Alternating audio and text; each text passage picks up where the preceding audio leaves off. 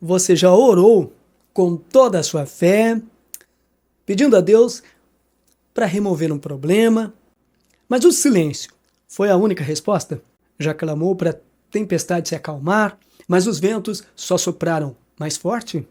E se eu te dissesse que a ausência do milagre que você tanto pede pode ser, na verdade, a maior prova do cuidado de Deus na sua vida? Nos próximos minutos, convido você para ficar comigo até o final. Vamos mergulhar na verdade chocante e libertadora de por que Deus muitas vezes não elimina nossos problemas, mas escolhe nos sustentar bem no meio do caos. O que você vai descobrir pode mudar para sempre o jeito como você enxerga a sua dor.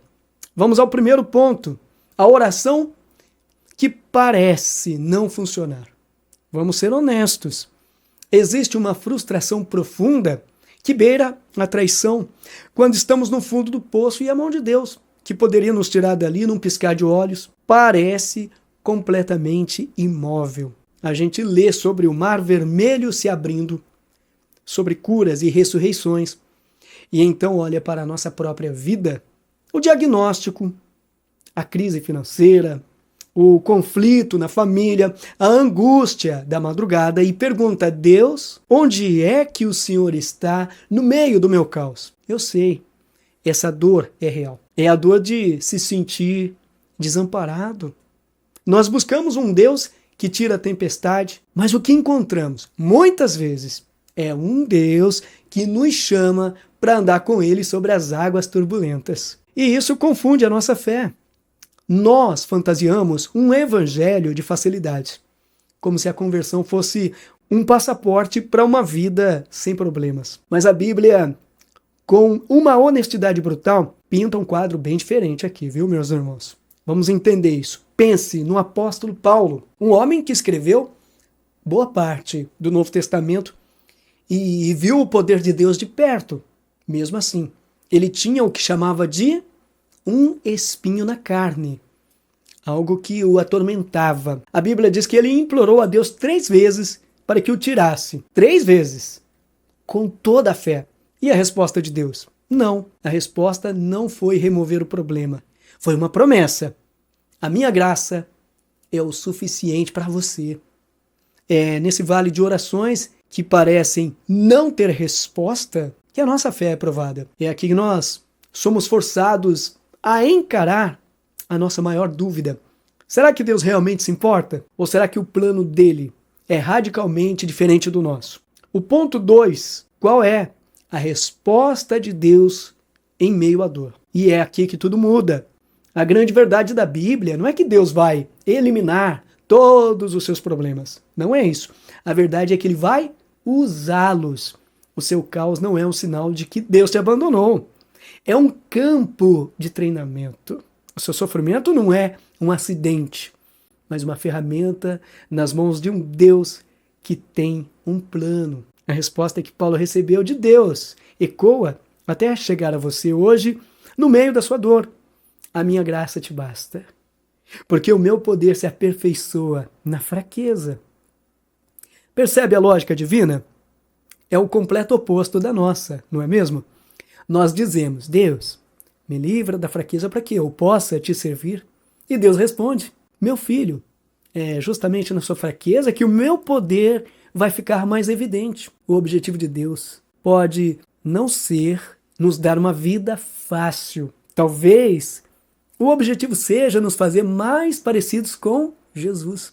E sejamos sinceros, conforto raramente constrói caráter. A vida fácil raramente gera resiliência. É o fogo que purifica o ouro. É o caos da sua vida que Deus usa para forjar em você algo de valor eterno. Romanos 8, 28.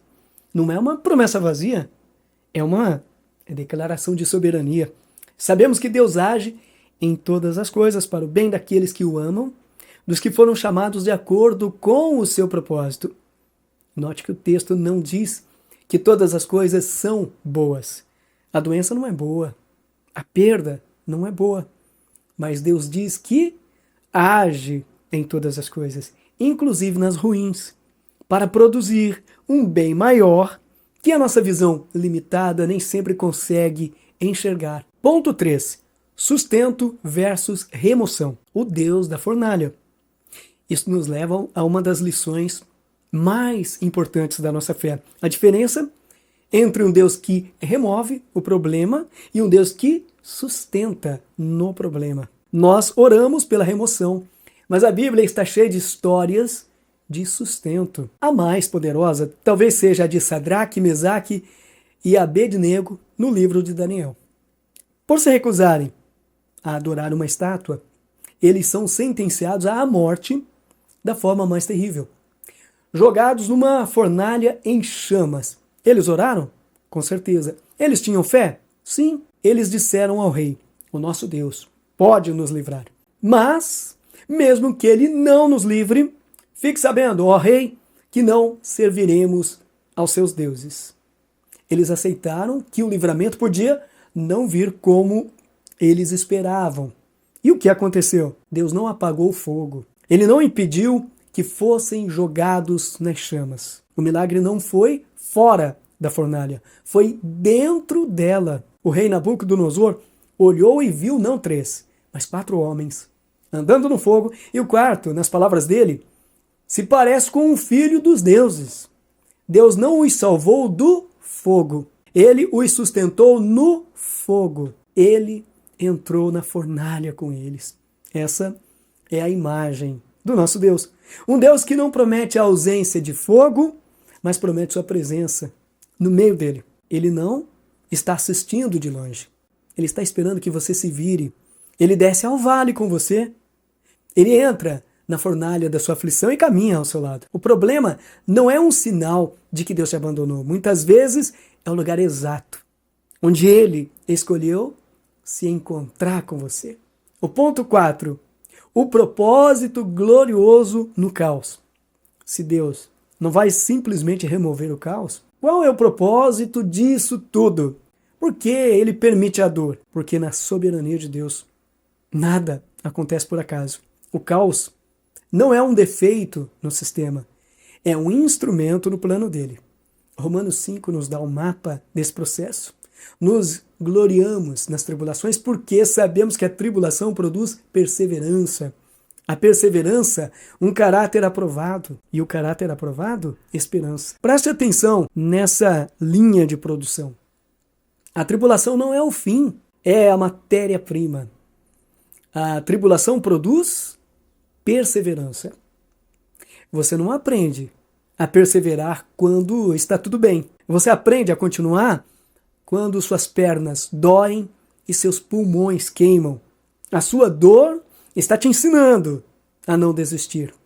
A perseverança produz caráter aprovado.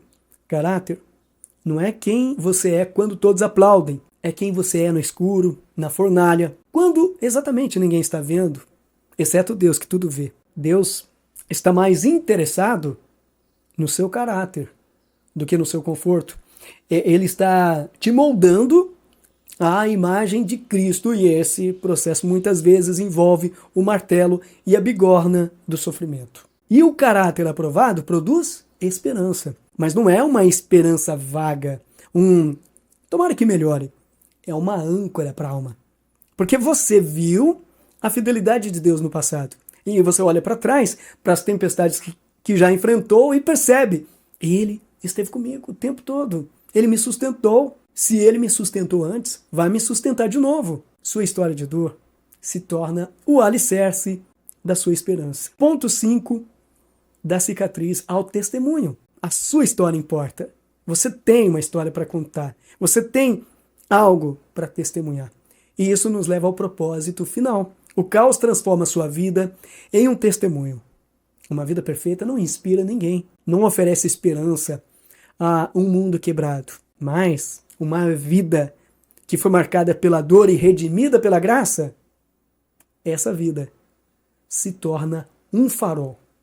Suas cicatrizes contam uma história. Elas não provam sua fraqueza.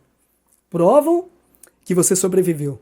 E, para o cristão, provam mais uma coisa. O poder de Deus. Exatamente, o poder de Deus. Sua cicatriz se torna um memorial da graça dele.